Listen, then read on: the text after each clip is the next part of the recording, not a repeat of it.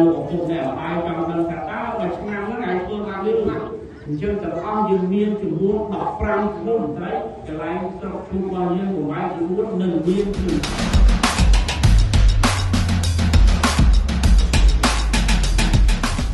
1ពីម៉ោង 7:30 ដល់ម៉ោង 8 ការអញ្ជើញដល់ទីកន្លែងវេទិកានៅចុះបញ្ជីវត្តមាននៅប្រទេសឥណ្ឌានិងខ្មែរដែលយើងធ្វើផលសម្រាប់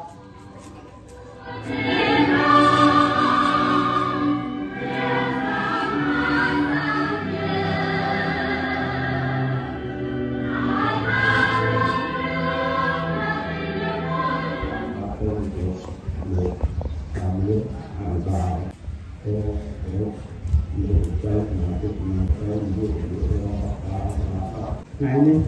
ខ្ញុំមានសេចក្តីប្រឡោះពីពេលថ្ងៃលើបំផុតដែលបានចូលរួមក្នុងការប្រើវេទិកាប្រកាសនិងជាវិបត្តិដ៏មានសារៈសំខាន់ដែលមានប្រតិបត្តិក្នុងពេលបន្តិចទៀតនេះពីបងចូលរួមខ្ញុំ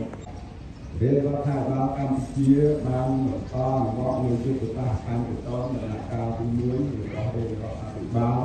នានាដើម្បីជំរុញលទ្ធិប្រជាធិបតេយ្យនៅថ្នាក់មករួមចំណែកកាត់បន្ថយភាពក្រីក្រនៅទីថៃនៅថ្នាក់ក្រោមទៀតក្នុងន័យនេះក្រមប្រឹក្សាត្រូវមានគណនេយ្យភាពក្រុមប្រកាសសូមជម្រាបជូន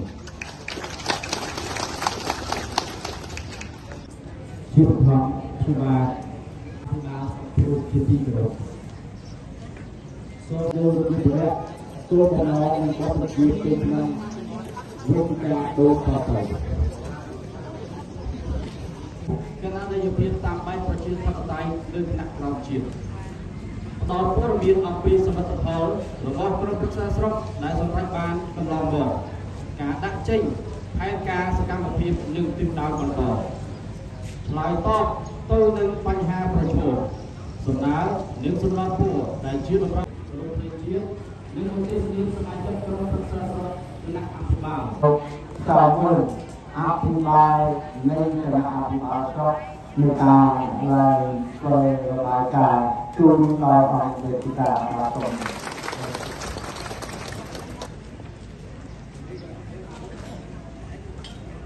សុខសប្បាយទេដល់បងប្អូនទាំងអស់គ្នាអូនភូមិសុខសប្បាយអត់សុខសប្បាយទេមុនមកបានភាសាអីនៅវិញ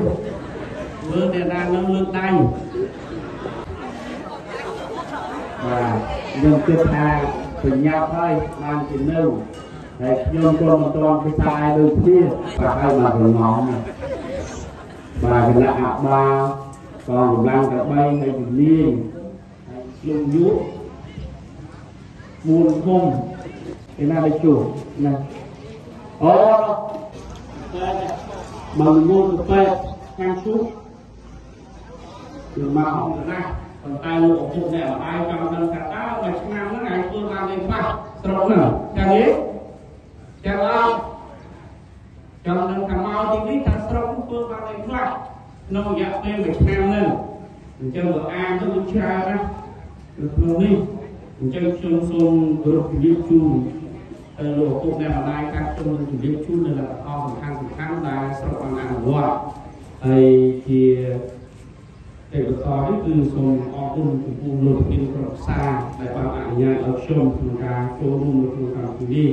ហើយក៏សូមក្រាបថ្វាយបង្គំនៅព្រះធេរាគ្រប់អង្គនិងវត្ថុស័ក្តិសិទ្ធិដែលមាននៅក្នុងវត្តនេះជាទីគោរពសក្ការៈដ៏ខ្ពស់បំផុតហើយក៏ដូចជាជួរគណៈអបាលកងកម្លាំងទាំង3ជំនាញជំនាញស្រុកហើយក៏ដូចជាលោកនាយកមន្ត្រីទាំងអស់នៅក្រៅអាវ៉ាត់លើកទងលើកដៃជំរាបសួរទៅដល់ពុកម៉ែអ៊ំពូមីងយាយតាទាំងអស់បងប្អូនដែលមានវត្តមាននៅទីនេះទីគោរពស្រឡាញ់និងទីពីរាប់អានអរគុណសន្តិភាពថ្ងៃនេះគឺជាថ្ងៃដែលពោរពេញទៅដោយសេចក្តីរំភើបអត់ឧបមាដែលក្នុងនាមខ្ញុំបានតំណាងឲ្យរដ្ឋបាលស្រុកភូមិទាំងមូលក៏ដូចជាមន្ត្រីរាជការកងកម្លាំងប្រដាប់អាវុធនៃរដ្ឋបាលស្រុកទាំងមូលសូមគោរពគារវកិច្ចស្វាគមន៍ស្មោះស្ម័គ្រក៏ក្តៅជាទីបំផុតចំពោះវត្តមានរបស់លោកប្រធានក្រុមប្រឹក្សាសមាជិកក្រុមប្រឹក្សា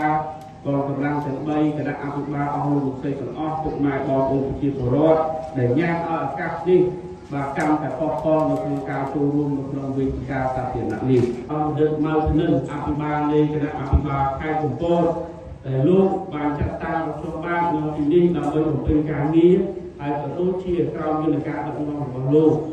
ក្រោមការដឹកនាំរបស់ឯកឧត្តមដឹកមកនឹងអភិបាលនៃគណៈអភិបាលខេត្តកំពតវាសង្កេតឃើញថានៅក្នុងខេត្តកំពតរបស់យើងមានភាពរីកចម្រើនគួរឲ្យកត់សម្គាល់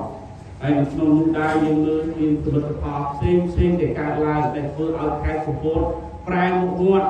ពីមុននៅក្នុងអាណត្តិរបស់លោកមានឯកសារនៅក្នុងនោះយើងខេត្តកំពតគឺមានឆ្នេរអញ្ចឹងវាងាយឡើងអាចទៅអង្គុយបនសមុទ្រនៅទីនោះហើយភ្ញៀវទេសចរជាតិអន្តរជាតិក៏បានទៅទីនោះដែរមួយទៀតតកតងជាមួយនឹងនាឡិកាយក្សយកឡើងគឺមានឃើញនាឡិកាអញ្ចឹងថ្ងៃផ្សេងយកផ្សេងហើយមួយទៀតគឺទៅមើលនៅពេលដែលបានទឹកទឹករំតាមចង្វាក់ភ្លេងទៀតមានដែរទៅមើលទេមើលអ្នកអត់បានទៅលើកឡើងចង់ទៅអត់បាទនៅក្នុងភូមិសាស្ត្ររបស់ស្រុកឈូកយើងអញ្ចឹងទាំងអស់យើងមានចំនួន15ឃុំស្មើនឹង80ភូមិណាពុកភូមិឈូកមាន15ឃុំ80ភូមិហើយភូមិដែលឆ្ងាយជាងគេគឺភូមិដែលជួអភិវឌ្ឍន៍នោះពុកទៅភូមិនៅខាងនោះហើយព្រំប្រទល់គឺយើងជាប់ទៅនៅខេត្តផ្សេងៗនេះគឺមាននៅខាងដងជុំបាទខាងជុំយរីហើយទៅដូចជាខាងទឹកឈូហើយនៅខាងតកែមូលដ្ឋានស្រុកឈូរបស់យើងក្រោមការដឹកនាំរបស់សម្ដេចបវរសុបតីមុនបណ្ដែតនាយករដ្ឋមន្ត្រីនៃប្រទេសជាតិកម្ពុជាបានរក្សានូវសុខសន្តិភាពនៅក្នុងមូលដ្ឋានស្រុករបស់យើងខាងទីមួយទៀតនៅកំពង់សាងសង់ផ្លូវការគូផ្លូវទៅស៊ូ BST ទៀតនៅក្នុងស្រុកឈូកនៅភូមិបានីវទៅកាន់ស្រុកដងទុំបាទគម្រោងនេះគឺកំពុងតែអនុវត្តដដែលមួយទៀតការសាងសង់ទំនប់បាទស្ទាក់ទឹកអាងប្រទាំងដល់លើផ្ទៃដី100ហិកតានិងបន្លាយរងបានបញ្ចប់ក្នុងករណីនេះសម្រាប់ទិសដៅបន្តនៅក្នុងរដ្ឋបាលស្រុកបានមានផែនការសំខាន់ដូចខាងក្រោមទី1គឺពង្រឹងភូមិគ្រូសង្កាត់មានសុវត្ថិភាពចាក់ចងជាមួយនឹងគ្រឿងញៀនបាត់មើលលបែងស៊ីសអញ្ចឹងបង្កើនការដាំដុះបង្កើនជីវភាពបលោកអនុញ្ញាតពីរដ្ឋមន្ត្រីកន្លែងស្រុកឈូករបស់យើងប្រមាណជា4នឹងមានភ្លើងសនេះគឺសំខាន់ហើយមួយទៀតរដ្ឋបាលស្រុកនឹងរៀបចំបាទទីកន្លែងរមណីយដ្ឋានទេសចរបាទទេសចរនោះគឺយើងមានផ្សាររាត្រី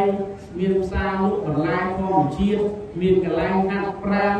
មានកន្លែងស្រូបយកខ្យល់អាកាសបន្ថែមទៀតហើយគម្រោងនេះគឺស្រុកបញ្ចប់ដល់ធ្វើការអនុវត្តប៉ុន្តែគាត់ได้ជម្រាបជូនទៅដល់លោកឪពុកអ្នកម្ដាយ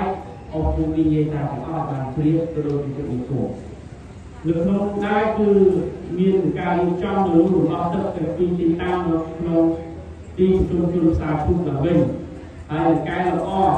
និងគ្រប់គ្រងការចាក់សម្រាមការសំណល់រើសនេះក៏កាន់តែមានភាពល្អប្រសើរថែមទៀតបាទកុំឲ្យវាពិបាកអញ្ចឹងនៅរបស់យូរអញ្ចឹងក្នុងក្រមនេះក៏សូមសូមជូនពរមានសុខភាពល្អហើយសំខាន់គឺជៀសឆ្ងាយលើពីជំងឺផ្សេងបាទអញ្ចឹងសូមឲ្យត្រឡប់ទៅវិញក៏មានសុវត្ថិភាពទាំងទៅទាំងមកជាពិសេសសម្រាប់ការស្អាតហើយនឹងក្មេងបាទសូមអរគុណសូមបញ្ចប់នេះ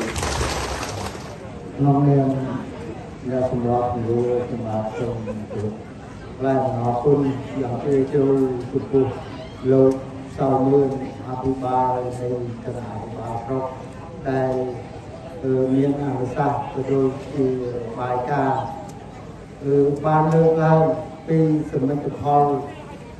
ដែលរីកចម្រើនរបស់ខេត្តកំពតយើងជូនដល់អង្គសិក្ខាសាលាលោកពុទ្ធអ្នកម្ដាយអូនគ្រូយើងទាំងអស់មានពេល5នាទីពេលដែលឡើងមកទី1ទៅប្រាប់ឈ្មោះទី2ភូមិទី3ឃុំទី4បញ្ហាអីទី5សំណួរពោលថាយ៉ាងម៉េចលោកគ្រូចូលមកនៅភូមិព្រៃបាភូមិស្រាប់ពងលោកគ្រូយកច្រកឡើងផ្លូវមួយខ្សែពីកណ្ដាលសាលាវងស្រាប់ពងទៅបុកប្រថមទឹកប្រាព្រៃបា